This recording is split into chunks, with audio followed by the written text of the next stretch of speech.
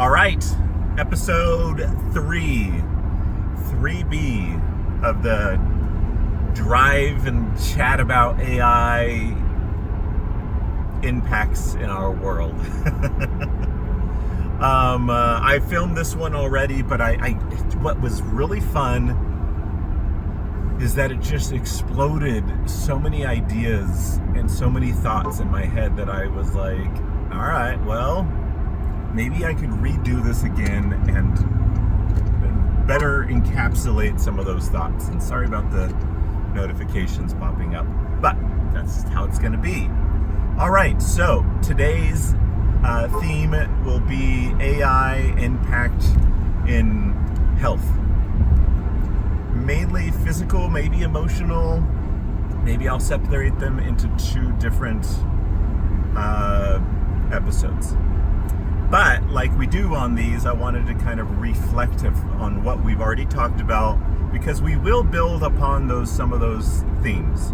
Now, the first episode, or the first drive and discuss, was kind of about AI's impact on jobs and the possible aspect of AI agents or assistants is maybe what you would call them, and how someone can almost become like a symphony conductor of like deciding where the work will be done and how, like, what job the assistant can do, and then stack them, like, well, if you go out and research all this historical data, bring in the data, and not just bring it in raw, but kind of like lay it out in a way that another agent can read that data, be informed, and then do its job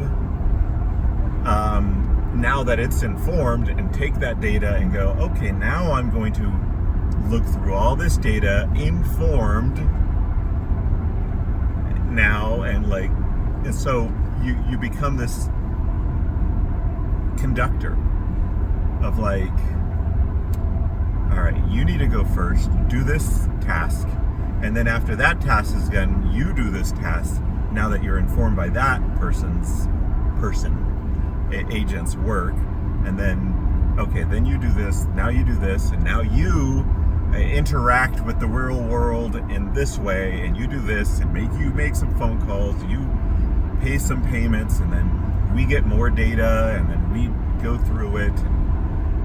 I mentioned the ability for one of them to go out there and like learn how to read 18th century handwriting, and so maybe it could go and read some research. Maybe there's agents and assistants that have already done this task and have created information for how to do it, and so go out and research to figure out if it's already known how to do very well and what they can figure out, So that will come into play in today's discussion about medicine and health. And then in our second discussion,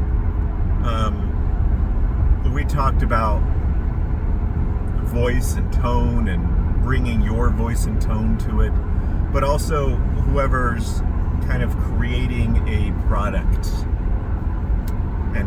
And to an extent, we'll show how medicine and health is somewhat of a product. Your interaction with doctors, your interaction has a tone and a voice, or they have a tone and a voice when they interact with you, and therefore that will come into play, because the doctors of the future, perhaps, this is all speculation,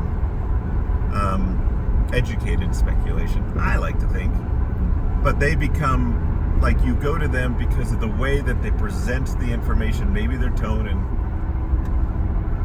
is going to play a part in today's discussion as well, the second one, but a lot more the first one. So, is the goal of health is better health. The goal of medicine is better health. For you individually, and with it tends to be we want a consistency of like a good batting average. Like maybe this thing that worked really well for one person, it's not repeatable, and therefore modern health would go like, yeah, we're very grateful that, you know, it worked for you, but there may be something else that was going on as to why it worked. I take the approach of, well, maybe it really did work for them, and we just don't see yet in medicine that we don't understand why some things work so well for some people and not for others. Anyways, that's a different discussion. The doctor of the future.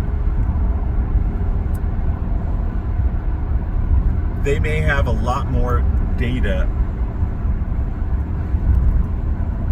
The medicine of the future may have a lot more data at their fingertips, and the ability for AI to look for patterns and to process all of this data. I will use an anecdote that I was listening to the other day about star data, about space data.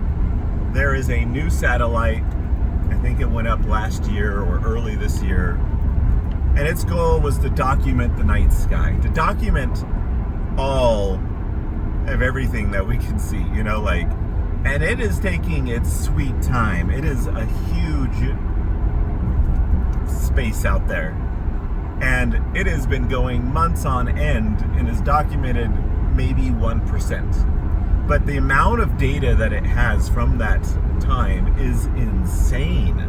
It really is. Like, it's insane. Because when you really zoom in to the night sky, there's not just like, oh, we can see like a star, but when you zoom in, there's galaxies upon galaxies, and behind that galaxy is another 5 galaxies, you know, like, and I mean, like, the Milky Way itself is just one galaxy, but there's so many galaxies out there. And it says that this satellite working full time, because it's not just like, oh, I can only operate at night. No, because it's all night for it. It is going full time, and it will take 6 years of continuous work to document the night sky at the resolution that it's doing it. It's crazy. And it's not even as powerful as like the James Webb telescope, but that would take, if this satellite that's zoomed out just a little bit more, it takes 6 years. The James Webb would take, I don't know, an eternity, 1,000 years, who knows. Anyways, the amount of data is there, and then so you had Neil deGrasse Tyson, who is a astrophysicist. He was like, wow, that's a lot of data. You're gonna have to use AI to go to make sense of all that data. And they're like, yep, we will. Anyways, back to medicine. Yep, they will. They can get more and more data, and they will have to process it using AI, and that will improve everyone's health because it will see these grand, amazing patterns a little bit better. And that will just grow and continuously just benefit people in general because of findings and the ability to, I don't know, they'll do stuff with medicine and with protein and DNA and making sense of all the mapping of the DNA and proteins and making sense of stuff.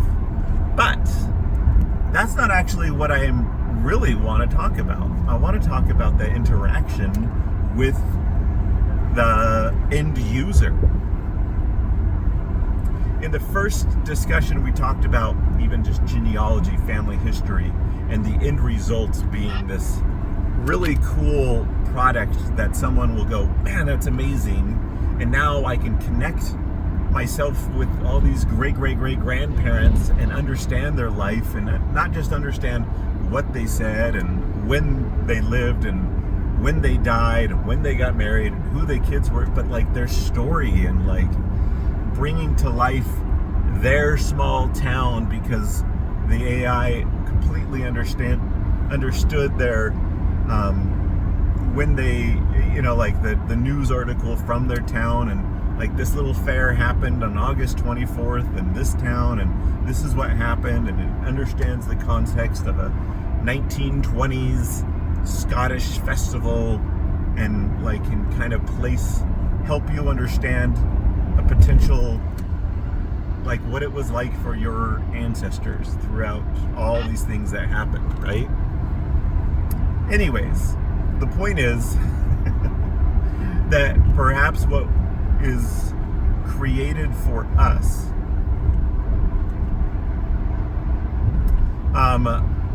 is a sort of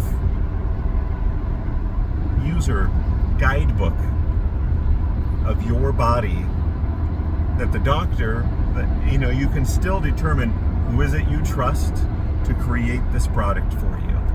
Who is it that will take into account your privacy, your security, but they could still be the ones figuring out those decisions of privacy, security, and what data is correct to use, and they can orchestrate this amazing product for you. Whether it's a website, whether it's a podcast, whether it's a interactive agent that you ask questions to, they can create this. The person that you trust can create this for you, or a company that you trust, or you could do it yourself. I don't know, but you can use this, and it can understand. It's educated by who you are, like your cholesterol, your particular issue that you have, and it can go out and read a book on your appendix problem, on your kidney stones problem, your particular type of kidney stones problem. Like your doctor knows because they've already worked with you, and it's like, hey, here's this, it's, this agent that will talk to you, or this podcast that you want to listen to has read the books that I've suggested, or it's ingested tons and tons of books and made sense in its own way of like understanding the complex issues with kidney stones and your particular type, and it's analyzed your kidney stone, and it understands the makeup of your kidney stone and what that potentially means, because it's read through a dozen scientific studies, published studies about kidney stones in general and about yours. And so it now knows better than your doctor, because your doctor meets with so many patients and is doing all of this paperwork, and it's just like procedure after procedure. Your doctor would love to research and be up to date with the most up-to-date science about your kidney stone problem, but she doesn't have the time all the time. And so now but he's like, I've got a patient with this problem, let's go out and keep figuring out the most new information and assessing this information, and then, okay, this is good, now we are going to put it into these 3 clients that have the same issue. And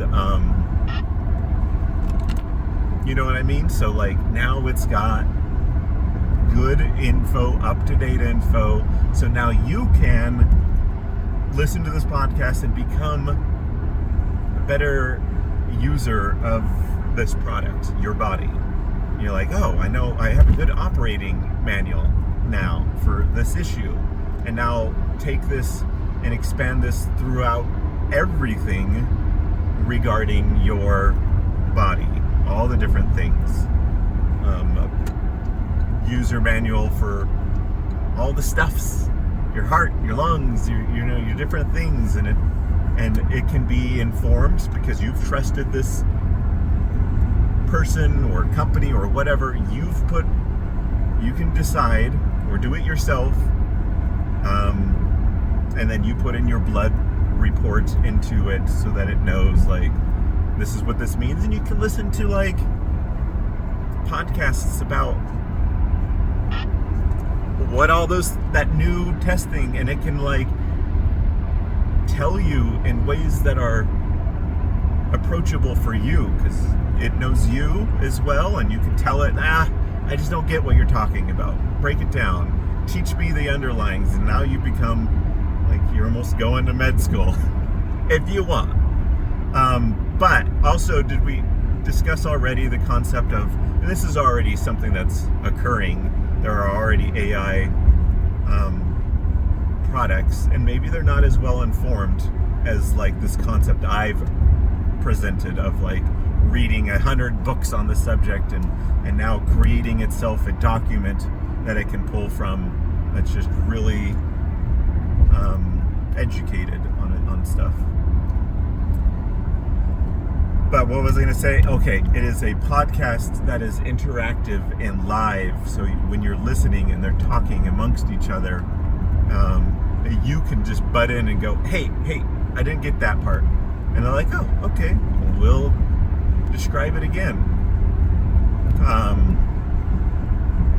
Anyways, but it has a, I don't know, you want to educate it, you want it interesting, you want to just down and dirty, you can discuss even with, you don't know what you want. That's what your doctor of the future maybe is there for. It's like, hey, is there any of these things that you're worried about? Like it,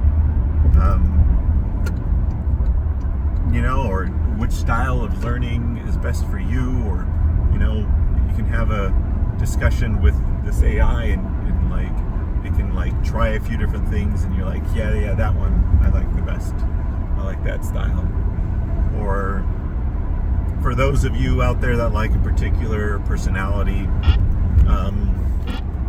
system, like the Myers-Briggs or something else like Jordan Peterson's personality system, or like even human design or astrology or something like that. It's like, hey, we'll tailor it to teach you in a way that it fits really well with you.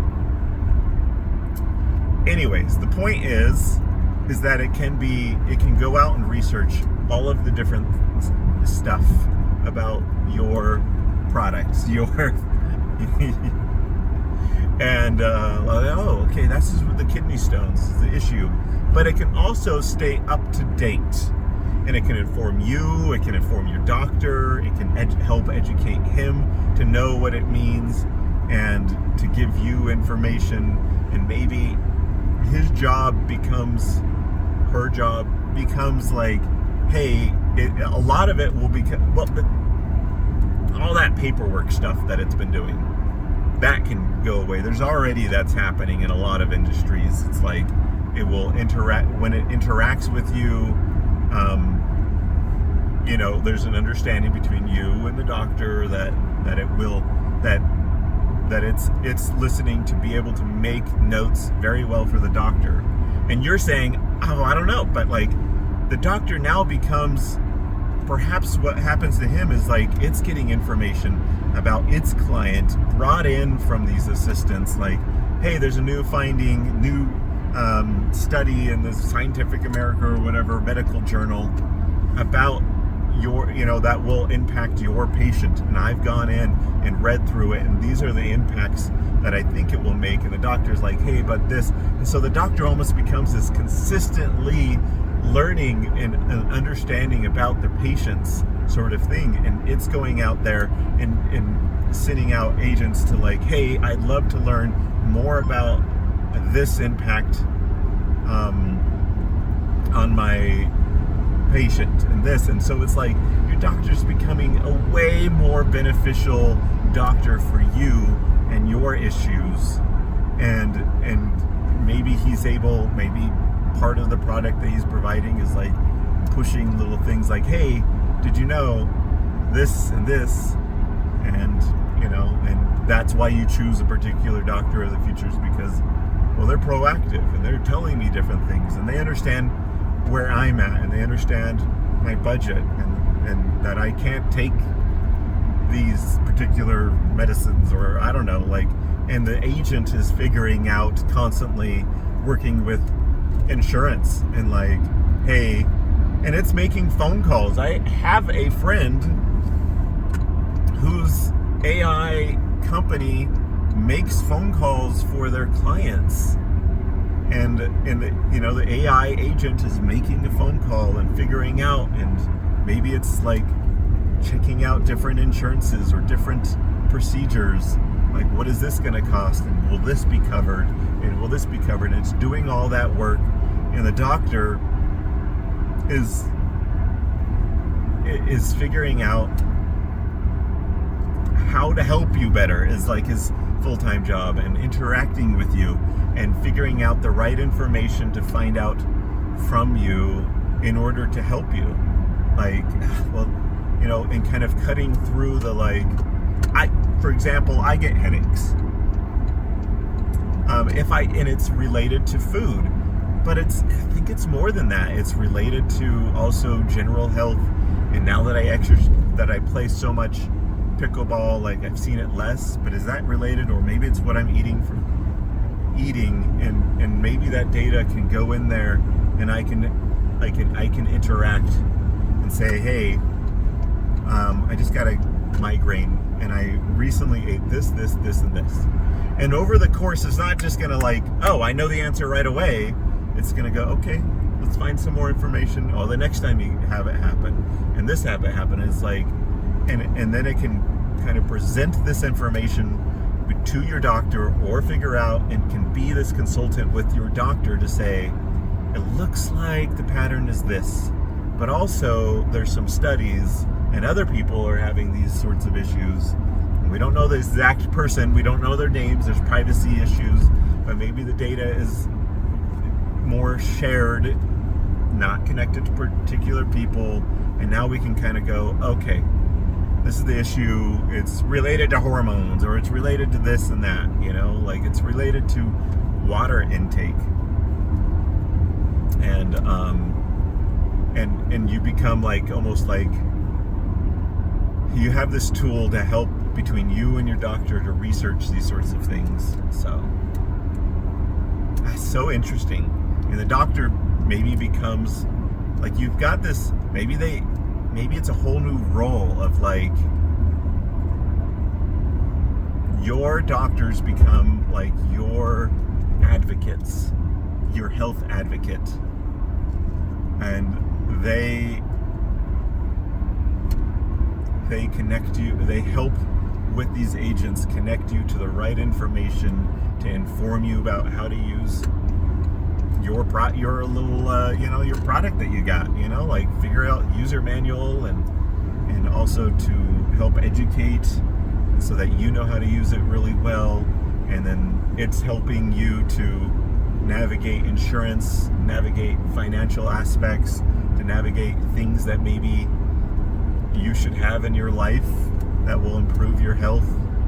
Let's get you more water. Let's, like, you need to do more water. You need more of this and that. The blood work is saying that you need a little bit more magnesium or iron or something like that. And like, here are 20 different ways. And the doctor's like, hey, I saw this report come in, and I saw the assistant, and I just, or it's waiting to release these things. The doctor could say, we're not just going to let the agents release information directly to you. I'm going to, on the end of every week I go through and I'm like, yep, this is good information. Release the Kraken. And it's like, the agent's like, well, you got 20 ways to rectify this. More spinach, or this, or tablets, or this, and I don't know. So, but it's still, you've got you can still have a trained doctor being this person. And maybe it's so fun and so interesting for people, and the doctor's able to help so many people that they feel this sense of meaning, instead of, I only have time for this amount of people. And right now you want to meet with a doctor about a certain issue. They're like, yeah, I've got availability in a week and a half from now. You're like, I'm suffering now. Oh, how badly are you suffering? Because we can always bring in an emergency issue. You're like, well, it's bad, but it's not, I'm not going to die. And you're just like, I want someone there. Think about this. The AI will answer all your questions. It will, I mean that by, like, it may not know all the answers, and it can go out and figure it out. It can say, hey, I don't feel like I have enough information for this. Give me a day, I will spend the next 3 hours reading books on this subject and figuring it out, and then consulting, like sending a message to your doctor to say, hey, this is what I figure out. Is this okay? Should I respond back to the patient? And maybe it's just like, maybe they're not just emails to overwhelm the doctor. Maybe it's like a conference call that the doctor has with the AI agent, and it's, whatever, visually, it's like a video conference call. It's like, hey, here's the new chart from such and such patient, and what should we do? And maybe it's not just a doctor, maybe it's like a couple of people together in a meeting to talk about their clients, and they have specialties, and it's not just one person making all these decisions, but there's a sense of like consensus, so you got like multiple of them there, and maybe a couple are AI assistants, and like maybe it's a couple of real people, and you're consulting, and it's like a group, it's not just like one-on-one doctor, but you've got this like group aspect, and they're on like a call for an hour discussing different patients, and like, hey, I've researched, and it's like the AI assistants, like, I've read 20 books on this subject, here's some of the information, I put it in your, maybe they send emails to like prep them, and the doctor comes in and says, yes, I've read through, it passes the sniff test, this looks good, we can add this to the patient's information repository, this is great, thank you for that, let's do some of that for Jane and Barbara, and for Mark, let's do this. And so you're kind of in like a meeting, like discussing best things, and maybe that's every day. They have an hour or two of interactions, and they're able to help quite a few people. And maybe it's like, hey, there's a new scientific study in a medical research journal, and it says this and this, and it's, this will impact 45 of our patients. Let's have a meeting about it and understand if it impacts them all similarly or disparately. And okay, cool. This is what medicine, in my mind, and I'm not a doctor, but like, this could be so interesting, the way that it impacts it. And it's going to be different than what I say. Like, it's not going to end up being exactly like this, but it's going to be something like this, or maybe even better, maybe even more interestingly. And while on one side the AI could be creating new products, new machines, new ways to look at DNA and proteins and different stuff, maybe it finds, like, understands better how medicines from different cultures, why is it that they're having such a helpful impact on people? And let me do some of these research studies. Maybe the assistants can run their own research studies, call up different people, send them little blood sample packs, and like it gets like, okay, hey, you, and it responds to people, we're looking for people with this such and such issue, and it will go out and like, have a meeting with them, like these AI things, like, hey, we're going to ask you a series of questions, we're going to do this, can you fill out this, and this is what we're willing to pay you for this, to be part of this study, and then we're going to send you some things, and please do this at home, and we send the blood thing, or go to this lab that we've set aside, and we're going to book you a time at this lab so you can do this and this thing, and just run more and more studies, and then it can like run its own interesting medical studies, but it's not like it's running it on its own. It's got some, like, perhaps some doctor that's in on this. It's like, hey, we want to run this, but I don't have a budget to hire 50 people for the lab, or I can put 5 people in the lab, but let's have the agents be calling and doing all this work, and we're gonna have to like ship some stuff, and so we got someone on like sending the physical products, or I don't know, maybe robots in the future. But like, it could lead to so many more interesting studies happening. It's like, yeah, the studies reduce this and this aspect of jobs, but now they can do it so well and so effectively, and the budget can be so much lower. Let's do 20 the time number of studies. So yeah, we reduced a little bit of the number of workers per study and the cost per study, and we can pay the people that we're studying, we can give them a little bit more incentive. But we're gonna do like so many more studies and help the world in so much more ways, because is the product better health? All right, I could go on about like potential options out there. I think it's interesting. And there's going to be a lot of people that are like, I don't like the trust aspect. So there's going to have to be a lot of work done on the trust, the privacy, security, and that's where a lot of the effort probably is going to end up being, because it's also going to be so helpful for some of this data and findings to share amongst each other. Like, oh, you just read 20 books on this type of kidney stones, and you created a document that is going to be, that you're putting into your users' manual information repository, so when they have questions, it pulls from that and not have to read the 20 books about this and scientific studies about this. Okay, cool. Like, this is a good information bank now. It's cut out all the crap and the potential, like, the doctor's gone through, or not just a doctor, but maybe a group of doctors.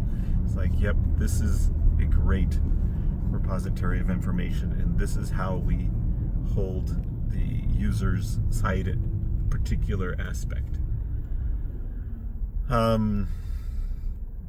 So cool.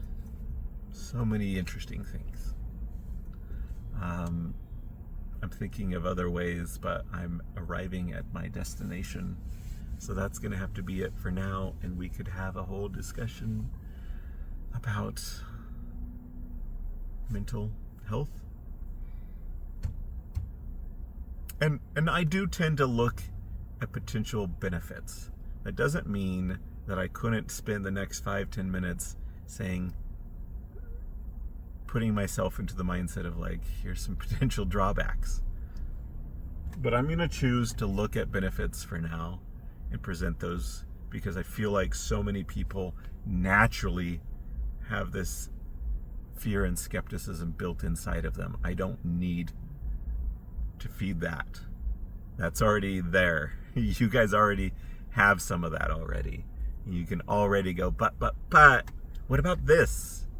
And I'm like, well, when there's a will is a way, there's a solution. We can find solutions. We can do this. All right. That's all I got for you. I hope you enjoyed it.